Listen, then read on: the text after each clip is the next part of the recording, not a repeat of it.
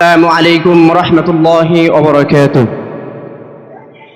إن الحمد لله والصلاة والسلام على من لا نبي بعده. أما بعد فأعوذ بالله من الشيطان الرجيم. بسم الله الرحمن الرحيم. ما كان محمد أبا أحد من رجالكم ولكن رسول الله وخاتم النبيين وكان الله بكل شيء عليما. وقال النبي صلى الله عليه وسلم أنا خاتم النبي لا نبي بعدي. صدق الله العظيم. আল মাদানী কাফেলা কর্তৃক আয়োজিত আজকের বার্ষিক বক্তৃতার অনুষ্ঠানে সম্মানিত সভাপতি, শ্রদ্ধাভাজন আসাদি জায়কেরাম, বিজ্ঞ বিচারক মণ্ডলী, সুদক্ষ পরিচালক ও সুপ্রিয় উপস্থিতি, আপনাদের সকলের প্রতি রইল আমার পক্ষ থেকে আন্তরিক মুবারকবাদ ও অভিনন্দন।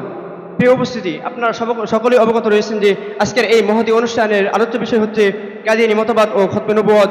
আল্লাহ তাআলা চাইলে কোরআন হাদিসের আলোকে সংক্ষিপ্ত আলোচনা করার চেষ্টা করব ইনশাআল্লাহ। মুহতারাম হাজিরিন, আমার আলোচনাকে দুইটি ভাগে বিভক্ত করে নিয়েছি। এক, কাদিয়ানী মতবাদ; দুই, খতমে নবুয়ত। আমাদের প্রথমে জানতে হবে কাদিয়ানী মতবাদ কি এবং কোথায় কিভাবে তার সূচনা ঘটে, তাদের ক্রমবিকাশের ইতিহাস কি।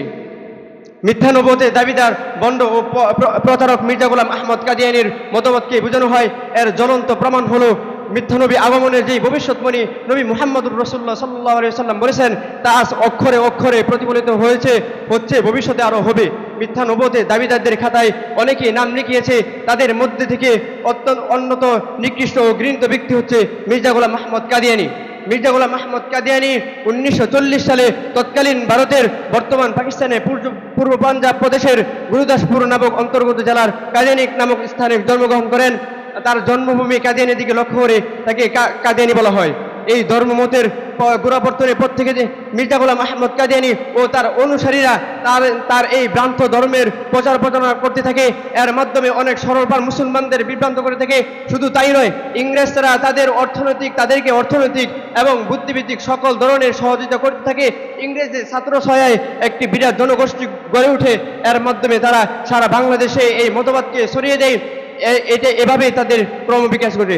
সুপ্রিয় সাথী বন্ধুগণ, মির্জা গোলাম আহমদ কাদিয়ানী তার অনুসারীদের থেকে ইসলামের মৌলিক ও অলঙ্ঘনীয় বিশ্বাসের পরিপন্থী অসংখ্য অগণিত ভ্রান্ত মতবাদ পাওয়া যায়।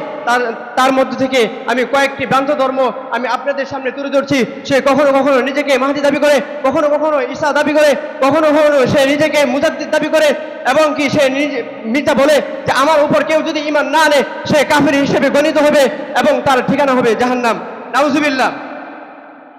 প্রিয় উপস্থিতি, কাদিয়ানীদের ভ্রান্ত মতবাদের মধ্য থেকে অন্যতম এবং আলোড়ন সৃষ্টিকারী গ্রন্থ আকীদা হচ্ছে সে নিজেকে নবী দাবি করে, আর এই নবী দাবি করার কারণে তার ভয়ঙ্কর রূপ দান করেছে এবং জঘন্যতম এক মৃত্যু হয়েছে।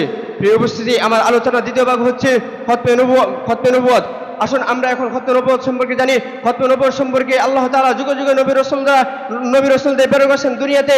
হযরত আদম আলাইহিস সালাম থেকে হযরত মুহাম্মদ সাল্লাল্লাহু আলাইহি সাল্লাম এই পর্যন্ত অনেক নবী রাসূল এই দুনিয়াতে আগমন করেছেন।